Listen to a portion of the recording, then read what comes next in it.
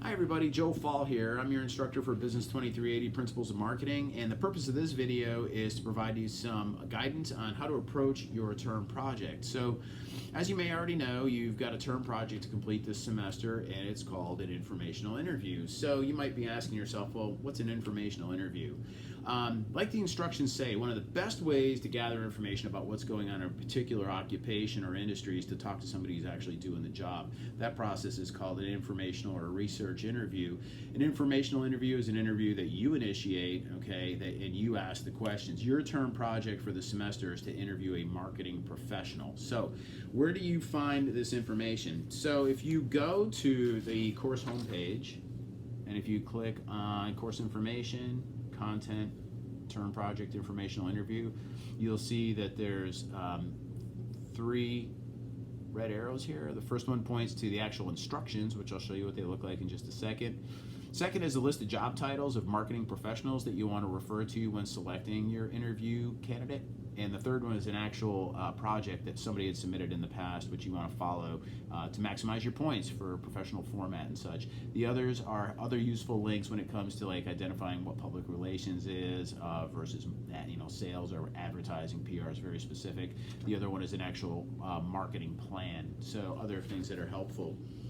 So, all right, so when people first get this assignment, they kind of cringe. You go, oh my God, I got to go and interview somebody. I'm going to have to, identify somebody, interview them. This is kind of awkward. At the end of the day, 95% of the students come back, that's 19 out of 20, come back and say, wow, this was a really cool experience. It really wasn't bad at all, and I learned quite a bit. So, and there's other benefits to this as well. Other benefits would be that you enhance or fine-tune your interview skills, having to identify somebody you're going to interview, actually making the call, setting up the interview, conducting the interview, and at the end of the interview, sending a thank you note to show a sign of appreciation for their time and effort. So there's all kinds of underlying benefits to this project as well. So let's talk about a little bit about the steps in the interview. So you have your instructions, which I printed out from the course content, synopsis of what the project is all about. Your first step, which is due soon, check your Dropbox due dates and your course calendar for the specific date, but you need to identify two people that could be potential candidates for you to interview. The first one should be that person that you really want to interview. The second one should be a backup in case for some reason or another the first person backs out on you, which rarely ever happens. Side note here is that most people are thrilled that you want to learn more about what they do. It's rather flattering, and once they hear it's a community college student, they typically jump at the opportunity to be interviewed. So by the fifth week or so, check those dates again, you need to submit two candidates that you would like to interview. And again, the first one is going to be the person you really want. So here's a really good example of what you're going to submit via Dropbox in a Word document. Your name, choices for informational interview project, principles of marketing, first person's name, okay, Brenda Johnson, marketing and promotions manager for Globex Corporation. My backup person would be Jeremiah Smithson, advertising director for Bohan Advertising Group. So you submit those to the Dropbox, and I'll promptly respond and say, hey, that sounds great, feel free to proceed, and then follow the directions after that. Or if you chose like the shift manager from Pizza Hut, I'm going to say, I don't think that's really the best target. They need to be able to answer those questions that are included in the interview. Please try again. Need to submit two for full credit, and that's worth 25% or 25 points of the overall term project.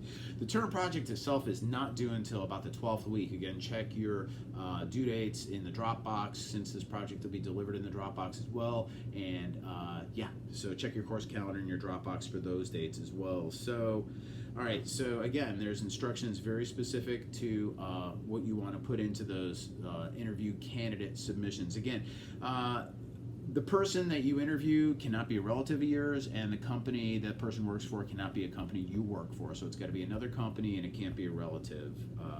So let's see. So how do you identify these people that you want to interview? Well, you might know somebody. You might know maybe a friend of a family who's in a marketing capacity. You might want to contact your local chamber of commerce to look at a list of businesses in your area, or you might want to look at different associations, local associations, ask some of your instructors or friends for some ideas.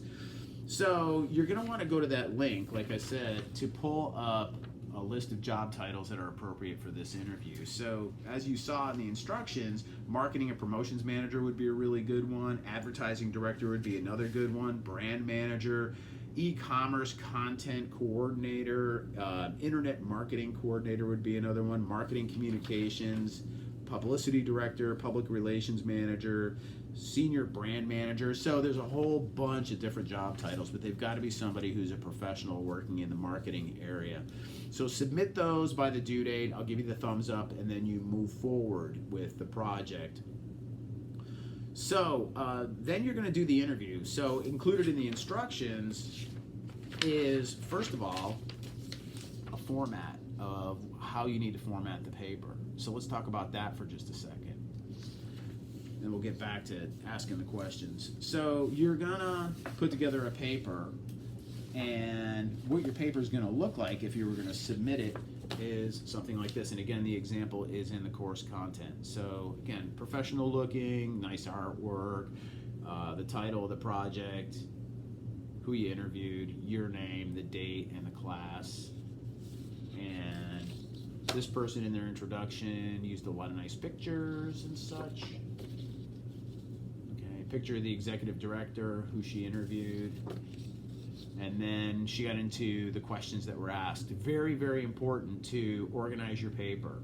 Okay, copy and paste maybe into a Word document all the questions, and then fill them in afterwards. So question 1, please state your job title.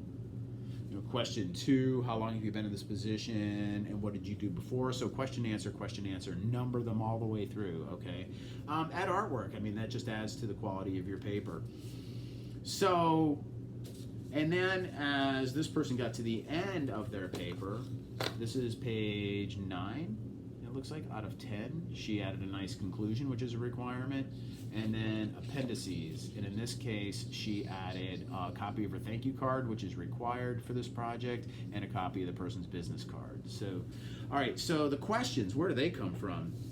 That's a good question in itself. So included in the instructions is not only the format of the paper, but also a list of questions that you're going to need to ask, that you're required to ask. There's 25 of them, okay? And so they're specific to marketing. A lot of them are general questions, but then it gets into more specifics about marketing.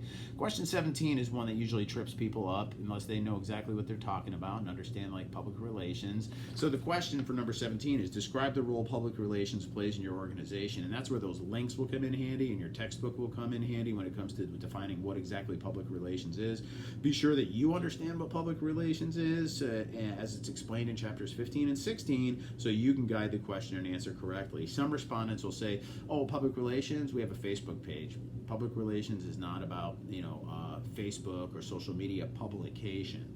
And then it's going to ask you in question 18, how does the candidate measure their return on investment for public relations? So you want to make sure you have a thorough understanding so you can help guide that portion of the Q&A.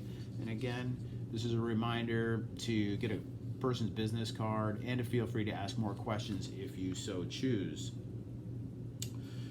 So, if you have any questions about this project, please feel free to shoot me an email or pick up the phone and give me a call. My phone number is area code 865-774-5814. I always enjoy hearing from students who are in online classes. And good luck with this project. It's a lot of fun. Take care and hope you enjoy your day.